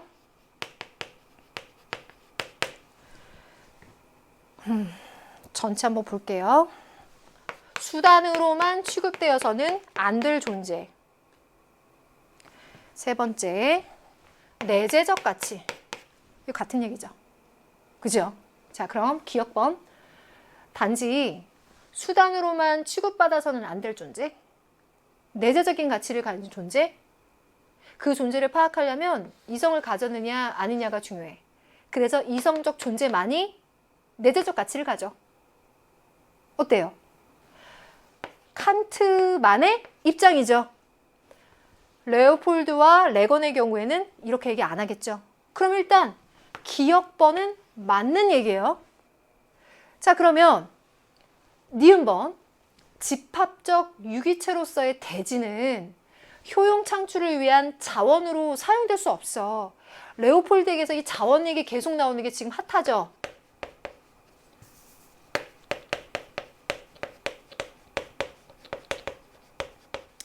레오폴드가 대지를 봤을 때 효용 창출을 위한 자원으로 사용될 수 없다고 볼까요? 결론으로 얘기해보자면 아니에요. 레오폴드가 지금 이렇게처럼 대지 윤리를 이야기하면서 공동체 한 구성원이다 라고 얘기하지만 이 자연에 대해서 변경하거나 사용하는 것을 막을 수는 없다 그래요. 그래서 자원으로 사용할 수 없다라고 하는 것은 틀린 얘기예요. 다만 자원으로 사용하더라도 그 대지의 안전성, 온전성, 신미성까지 고려하라는 얘기죠. 그러니 경제적인 효용 가치를 생각할 수 있지만 그것만으로 생각하지 말고 안전성, 온전성, 신미성까지 다 고려해야 돼요. 그러니까 자원으로 사용할 수는 없어 라는 게 레오폴드만의 입장이냐? 아니요. 레오폴드는 그렇게 보지 않아요. 그 니은번 빼내는 게 매우 중요합니다. 그럼 디귿번 도덕적 행위 능력이 없는 존재도 인간의 이해관계와 상관없이 내재적 가치를 지녀? 인간의 이해관계와 상관없이 내재적 가치, 이게 같은 얘기예요. 그러면 도덕적 행위 능력이 없는 존재들이라고 하는 것이 칸트의 입장에서 봤을 때는 인간 이외의 존재이잖아요. 내재적 가치를 지녀요? 아까 기억 얘기했던 거랑 지금 말하는 거랑 같은 얘기죠. 그럼 칸트 X네요. 그러면 갑과 병만의 공통 입장에서 일단 갑이 빠지니까 디귿번도 지금 빠지는 거예요. 그래도 레건 한번 체크해봐요. 레건 입장에서는 병이니까 갑과 병이니까 레오폴드죠. 레오폴드 입장에서는 생태계 전체의 조화와 균형을 얘기할 테니 칸트에게서 의미 있는 오답지로 인간의 이해관계와 상관없이 내재적인 가치를 지니냐라고 한다면 칸트한테서 일단 빼줘야 되니까 빠지는 것이고, 그래서 여러분들 제가 이거 얘기하고 싶은 거예요. 기억하고 디귿번은요 같은 얘기예요. 칸트에게서 이 부분을 잘 판단했느냐를 물어보는 같은 요소예요. 그래서 정답이 나온 셈이에요. 리을번 갑니다. 동물을 함부로 대하지 말아야 되는 이유가 인간에 대한 인간의 의무에서 도출되는 건 아니야. 을과 병만의 입장이라는 거잖아요. 레오폴드와 레건만의 입장이라는 건데 이들의 입장에서 봤을 때 동물을 함부로 대하지 말아야 하죠. 그럼 그게 칸트 입장에서 봤을 땐 그것조차도 인간을 위한 의무인 거잖아요. 그런데 레건과 레오폴드의 경우에는 인간에 대한 인간의 의무가 아니라 그들이 내재적인 가치를, 레건 입장에서 내재적인 가치를 갖고 있으니까 인간에 대한 인간의 의무에서 도출되는 것이 아니라 그들에게 함부로 대하지 말아야 돼. 레오폴드 입장에선 생태계 전체의 조화의 상호 의존적인 구성원의 관점에서 봤을 때 이런 얘기를 할 수 있으니 리을번은 맞는 얘기죠. 그래서 니은번 일단 빼내기, 디귿번도 잘 빼냈나요? 이렇게 세기를 딱딱 박으면서 기억번과 리을번만 정답이다. 이렇게 딱 확인하셨어요. 지금 17번도 굉장히 중요한 포인트가 있는데요. 아마도 제가 생각했을 땐 이 니은번이 여전히 좀 어렵다라고 하는 친구들은 22학년도 9월 15번 그 문제 한번 풀어보세요. 요 선택지 하나 있어요. 복습해 주시면 아주 좋겠습니다. 18번 갈게요. 갑의 사상가들의 입장으로 적절한 것만을 보기 위해서 있는 대로 고른 것은? 갑번. 모든 국가의 시민 정치 체제는 공화 정치여야 되고 국제사회의 영구 평화를 달성하기 위해서는 이 국가들 간의 보편적인 우호 관계에 기반한 국제 연맹을 창설해야 돼.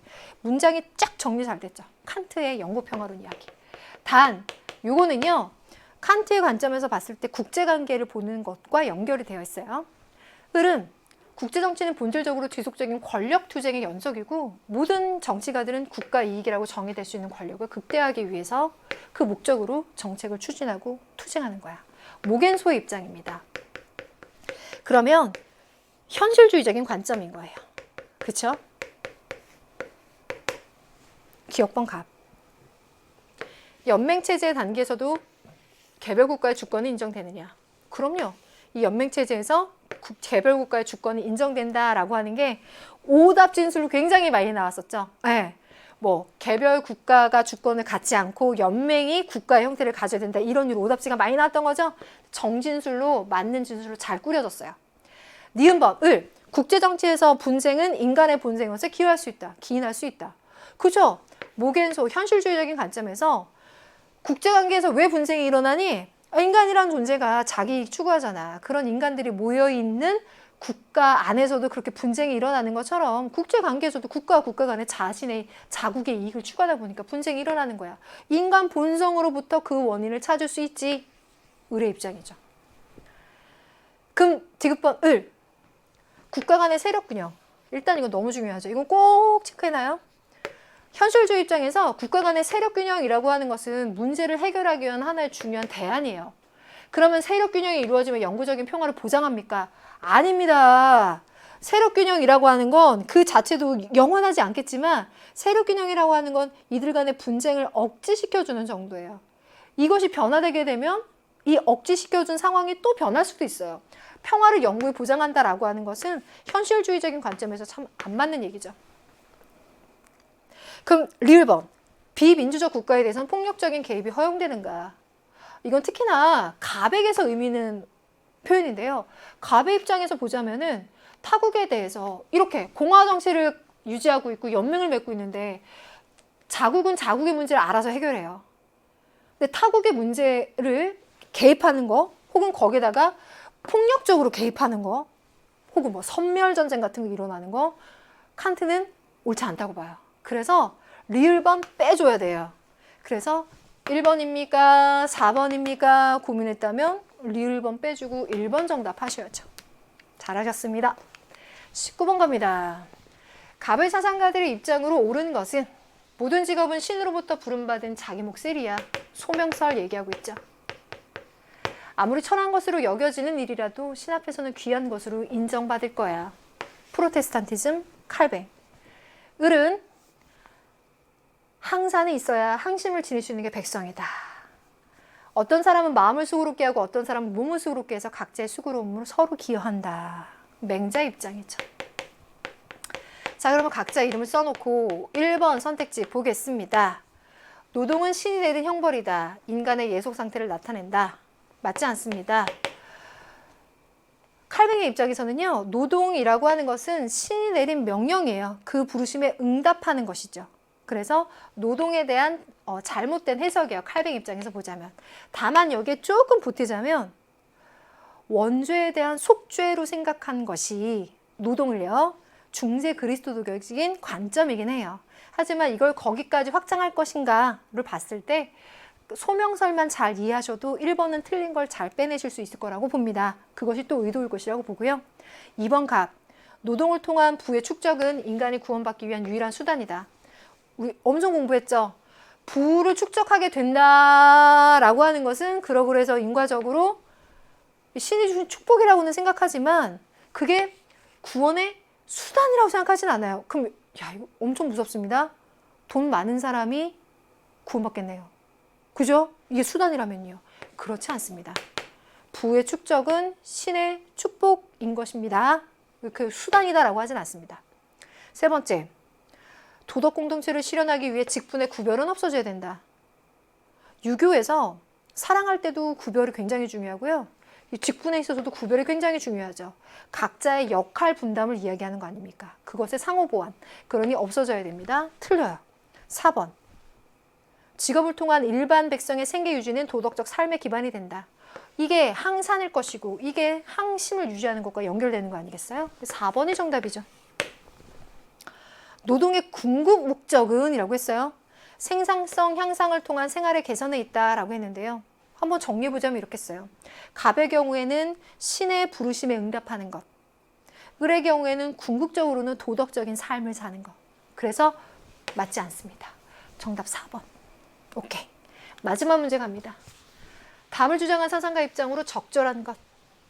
현재에 대한 책무는 미래의 관점에서 출발하고 동시대 세계의 복지와 고통의 관점에서 시작하지 않아. 도덕 철학은 우리의 희망보다는 공포를 논의의 상대로 삼아야 돼. 공포의 발견술. 비록 가장 두려워하는 것의 반대가 필연적으로 최고선은 아니며 선의 탐구에 있어서 마지막 수단은 아니지만 상당히 유익한 것은 틀림없어. 이 공포의 발견술에서 요나스 찾아내셨나요? 그런 점에서 보자면 선을 탐구할 때 인류에게 닥칠 위험을 발견하고자 노력해야 된다. 공포를 논의의 대상으로 삼아야 된다. 긴밀한 연관성을 가진 재신문과 선택지라고 봅니다. 개념적으로도 잘 아실 테고요. 니은번. 자연과 인간은 공존하기 위해서 상호 간의 책임을 이행해야 된다. 엄청 잘 나오는 중요한 포인트입니다. 상호 간에 책임질 수가 없죠. 비호혜적, 일방적, 부모가 자식에게 지는 책임과 같은 것이죠. 그래서 니은번 빼내야죠. 최소한 2번과 4번 중에 골랐어야 돼요. 너무 부담주나? 디귿번, 현 세대는 미래 세대의 실존에 대한 책임을 의무로 수용해야 돼. 미래 세대가 존속해야 된다라고 하는 것을 당위적인 요청으로 생각하고 우리는 그것에 대해서 책임지는 거예요. 1번, 인간은 행해진 것뿐만 아니라 행위해야 될 것에 대한 책임도 있어. 행위해야 될 것, 미래 관점이죠. 과거에 잘못한 거에 대해서 현재 책임지는 것뿐만이 아니라 앞으로 있을 것을 예측, 사전, 예견적인 책임을 지는 거잖아요. 리을번 꼭 들어가야죠. 그래서 리을이 들어가야 되나 말아야 되나 고민했을지 모르겠지만 4번 들어가는 거 이렇게 깔끔하게 마무리 지셨어요.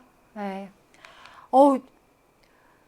시간을 조금 더 들여서 열심히 설명했는데 저의 노력이 여러분들에게 조금이라도 더 도움이 됐길, 답답한 마음 가지고 있었던 우리 생일러들에게 도움되길, 여름을 버티는 조금이라도 힘이 되길 바라요. 열심히 응원할게요. 건강하게 여름 버팁시다. 수고 많으셨어요.